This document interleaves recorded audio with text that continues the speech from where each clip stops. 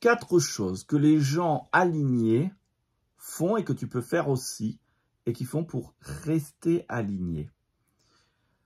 Être aligné, c'est être en soi, à l'intérieur de soi et être bien avec soi-même.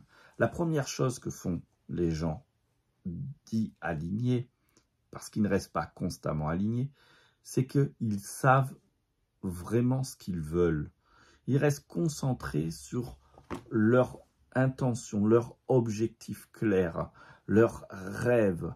Dans chaque moment de la vie, nos intentions vont rapidement changer. J'ai l'intention d'aller aux toilettes, j'ai l'intention de faire telle chose, j'ai l'intention. Mais il y a aussi des intentions qui sont plus profondes, des aspirations, des rêves.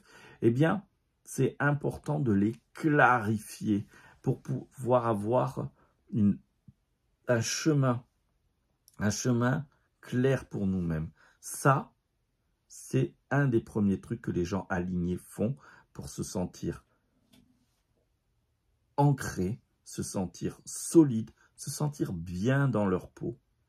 La deuxième chose, pour justement accroître ce ressenti de bien-être, c'est qu'ils écoutent leur corps et leur cœur. Leur corps, parce que le corps est toujours en train de donner des indices. Si je bloque, si ça freine, je dois écouter. Ça ne veut pas dire que je ne dois pas faire. Ça veut dire que je dois faire attention. Je dois écouter mon corps, mes émotions, mes ressentis. Ça ne veut pas dire qu'ils doivent me trimballer par le bout du nez, qu'il n'y a que ça. Mais ils me donnent des indications. Je garde toujours ma liberté d'agir ou de ne pas agir, d'aller ou de ne pas aller. Mais je vais entendre chaque partie de mon être. Est-ce que ça nourrit mon objectif principal? Est-ce que ça nourrit ce que je veux vraiment, ce dont j'ai besoin? Ou est-ce que je m'éparpille, je me perds? Et si je m'éparpille et je me perds, ça va m'épuiser. Si je m'écoute et si je retourne régulièrement en moi, je vais trouver de la paix, je vais trouver de la force, je vais trouver du bien-être, je vais trouver du sens. Alors, il y a une autre chose qui est importante, c'est que quand on s'écoute, quand on fait attention à nos aspirations profondes, quand on ose avancer vers ce qui nous fait vibrer, eh bien on commence à sortir du moule, à sortir de la norme. Et donc, les gens alignés s'autorisent à être en dehors des cases. Parce que si je suis dans une case, si je respecte toutes les cases, eh bien, je suis dans les projections et les rêves des autres et pas dans mes projections et mes rêves à moi. Alors, il y a peut-être, bien sûr, des cases à respecter, comme la loi, ce qui est essentiel. Mais il y a plein de petites injonctions et de cases et de petites règles que l'on a incorporées en soi qui nous est totalement inutile et qui nous portent préjudice à rester en paix, à être heureux et à faire ce qu'on aime vraiment dans sa vie. Donc, les gens alignés savent ce qu'ils veulent parce qu'ils ont pris du temps pour savoir ce qu'ils veulent. Ce n'est pas tombé du ciel. Ils sont réfléchis, ils sont introspectés, ils ont fait un travail sur eux. Et régulièrement, on continue. On continue, je m'inclus dedans, je continue à me remettre en question pour être bien en accord avec ce qui fait sens pour moi, ce qui me met en vie, ce qui me fait lever le matin, ce qui me donne de la force. Et puis, j'écoute mon corps, j'écoute mon cœur. C'est ça qui va faire ma boussole, qui va m'indiquer vers où aller, comment y aller. Et puis, bien sûr, comme je vous l'ai dit, le regard des autres, je m'en fous. Ce qui compte, c'est puis-je être heureux. Le regard de l'autre, il va m'intéresser à partir du moment où, bien sûr, j'ai pas envie de faire du tort aux autres. Mais attention, parfois, à croire qu'on ne veut pas faire du tort aux autres, on se fait du tort.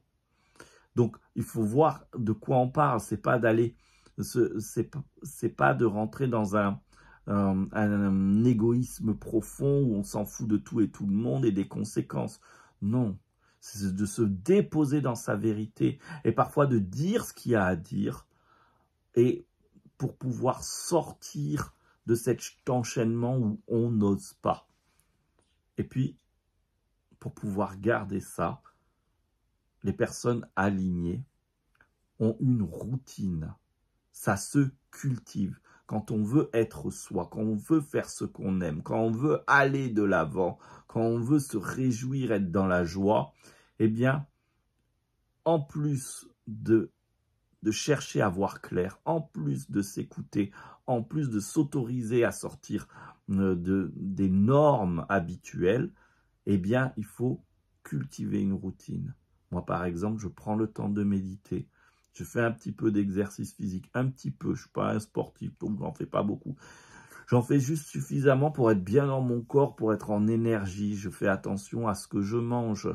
J'aime me faire plaisir, mais quand je sens que je suis dans l'excès, je vais manger des choses beaucoup plus légères, plus saines. Je fais toujours attention d'écouter et mon corps et mon cœur et d'appliquer des routines comme la méditation, l'exercice physique, le fait de me recentrer régulièrement dans la journée pour pouvoir simplement ne pas dévier de mes aspirations profondes, de ce qui me fait plaisir, de ce qui me rend heureux. J'espère que avec ces quelques points, déjà, tu vas pouvoir amorcer des changements dans ta vie. Si tu veux aller plus loin, j'ai le 8 mai fait une journée complète et la rediffusion est disponible en ligne. Il y a le lien sous cette vidéo. N'hésite pas. À quoi sert cette journée? À libérer votre potentiel et pouvoir apprendre à revenir à soi.